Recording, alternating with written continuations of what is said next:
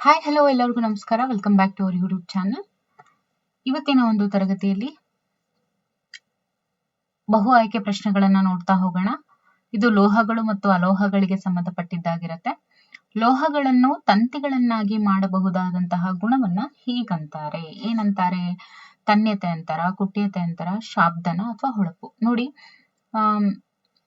ಲೋಹಗಳನ್ನ ತಂತಿಗಳನ್ನಾಗಿ ಮಾಡೋದು. ತಂತಿ ಅಂದ್ರೆ ಏನು? ತಂತಿ ಅಂತಿದ್ದಾಗ ತನ್ಯತೆ ಓಕೆ ಅನ್ನುವಂಥದ್ದು ನೆನಪಲ್ಲಿ ಇಡಬೇಕು ಅಂತ ಹೇಳಿ EVS ಕ್ಲಾಸ್ ಅಲ್ಲಿ ಹೇಳಿದೀವಿ, ಹೌದಲ್ವಾ? ಸೊ ನೋಡಿ, ಹಾಗಾದ್ರೆ ಉತ್ತರ ಏನು? ತನ್ಯತೆ ಅನ್ನುವಂಥದ್ದು ಉತ್ತರ ಆಗುತ್ತೆ.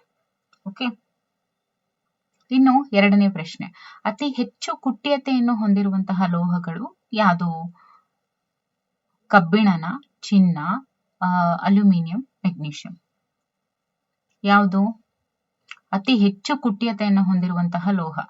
ನೋಡಿ, ಕಬ್ಬಿಣನೂ ಅಲ್ಲ, ಅಲ್ಯೂಮಿನಿಯಂ ಅಲ್ಲ, ಮೆಗ್ನೀಷಿಯಂ ಅಲ್ಲ. ಚಿನ್ನ ಏನಿದೆ ಇದು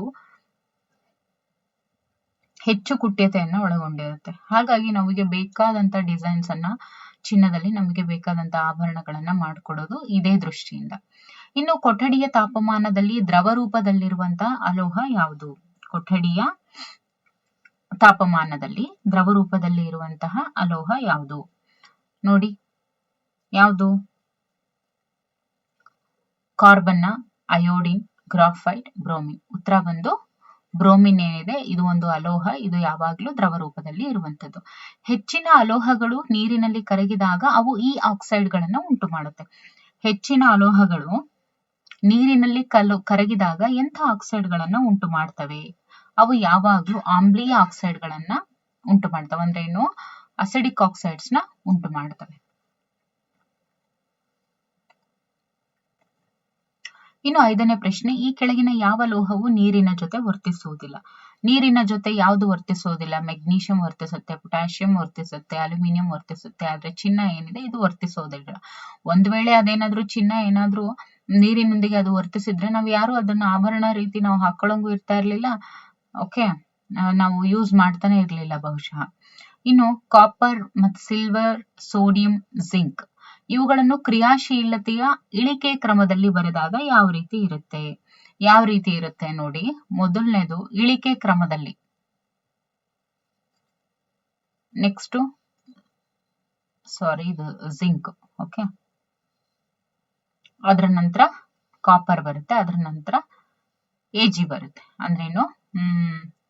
ಸಿಲ್ವರ್ ಅಂತ ಹೇಳ್ತೀವಿ. ಇದನ್ನ ಇಳಿಕೆ ಕ್ರಮ ಅಂತ ಹೇಳ್ತೀವಿ. ಓಕೆ, ಅಂದ್ರೆ ಇದು ಫಸ್ಟ್ ಪ್ಲೇಸ್. ಯಾವಾಗ್ಲೂ ಸೋಡಿಯಂ ಕ್ರಿಯಾಶೀಲತೆಯಲ್ಲಿ ದಿಸ್ ಇಸ್ ವೆರಿ ರಿಯಾಕ್ಟಿವ್ ಅಂತ ಹೇಳ್ತೀವಿ.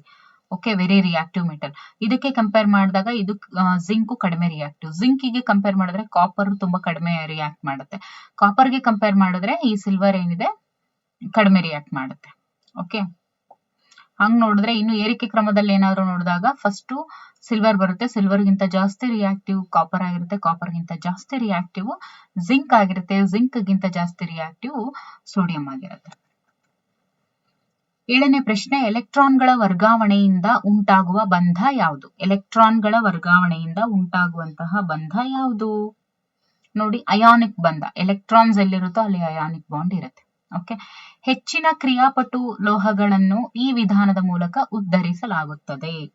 ಹೆಚ್ಚಿನ ಕ್ರಿಯಾಪಟು ಲೋಹಗಳನ್ನ ಈ ವಿಧಾನದ ಮೂಲಕ ಉದ್ಧರಿಸಲಾಗುತ್ತದೆ. ಯಾವುದು? ಅಪಕರ್ಷಣನ, ಉತ್ಕರ್ಷಣನ, ವಿದ್ಯುತ್ ವಿಭಜನೆನ ಅಥವಾ ಹುರಿಯುವಿಕೆನ? ನೋಡಿ, ಉತ್ತರ ಏನಾಗಿರುತ್ತೆ? ವಿದ್ಯುತ್ ವಿಭಜನೆ. ಈ ಹೆಚ್ಚಿನ ಕ್ರಿಯಾಪಟು ಲೋಹಗಳನ್ನ ನಾವು ಯಾವಾಗ್ಲೂ ವಿದ್ಯುತ್ ವಿಭಜನೆಯಿಂದನೇ ಉದ್ಧರಿಸುವಂಥದ್ದು. ಇನ್ನು ಬೆಳ್ಳಿಯ ಪಾತ್ರೆಗಳನ್ನ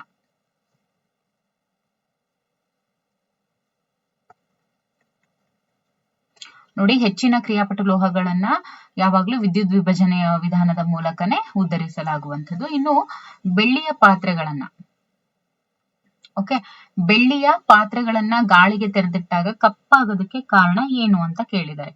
ಏನು?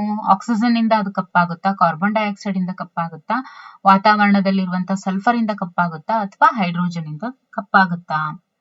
ನೋಡಿ, ಯಾವುದು? ಏನಿದಕ್ಕೆ ಉತ್ತರ ಇರ್ಬೋದು? ಕಮೆಂಟ್ ಮಾಡಿ. ನೋಡಿ, ಬೆಳ್ಳಿಯ ಪಾತ್ರೆಗಳನ್ನ ಗಾಳಿಗೆ ತೆರೆದಿಟ್ಟಾಗ ವಾತಾವರಣದಲ್ಲಿರುವಂತಹ ಸಲ್ಫರ್ ಜೊತೆ ಅದು ರಿಯಾಕ್ಟ್ ಆಗಿ ಕಪ್ಪಾಗುತ್ತೆ. ಸೊ ಉತ್ತರ ಏನು? ಸಲ್ಫರ್. ಶುದ್ಧ ಕಬ್ಬಿಣದ ಮೃದುತ್ವವನ್ನ ತಪ್ಪಿಸೋದಕ್ಕೆ ಕಬ್ಬಿಣಕ್ಕೆ ಈ ವಸ್ತುವನ್ನ ಬೆರೆಸಲಾಗುತ್ತೆ. ನೋಡಿ, ಶುದ್ಧ ಕಬ್ಬಿಣ ಏನಿರುತ್ತಲ್ವಾ ಅದು ಏನ್ ಮೃದುತ್ವವನ್ನ ಹೊಂದಿರುತ್ತೆ ಅದನ್ನ ತಪ್ಸೋದಕ್ಕೋಸ್ಕರ ಕಬ್ಬಿಣಕ್ಕೆ ಯಾವ ವಸ್ತುವನ್ನ ಬೆರೆಸಿ ಅದನ್ನ ಗಟ್ಟಿ ಮಾಡ್ತಾರೆ ಅಂತ ಅದ್ರ ಅರ್ಥ. ಓಕೆ, ಏನನ್ನ ಬಳಸ್ತಾರೆ? ನಿಕ್ಕಲ್ ಬಳಸ್ತಾರ, ಕಾರ್ಬನ್ ಬಳಸ್ತಾರ, ಸಲ್ಫರ್ ಬಳಸ್ತಾರ, ಕ್ರೋಮಿಯಂ ಬಳಸ್ತಾರ. ಏನನ್ನ ಬೆರೆಸೋದ್ರ ಮೂಲಕ ಈ ಒಂದು ಶುದ್ಧ ಕಬ್ಬಿಣದ ಮೃದುತ್ವವನ್ನ ಏನನ್ನ ಬೆರೆಸೋದ್ರ ಮೂಲಕ ತಪ್ಪಿಸ್ತಾರೆ ಅಂತ ಹೇಳಿದ್ರೆ ದಟ್ ಇಸ್ ಕಾರ್ಬನ್ ಅನ್ನ ಬಳಸೋದ್ರ ಮೂಲಕ. ಓಕೆ.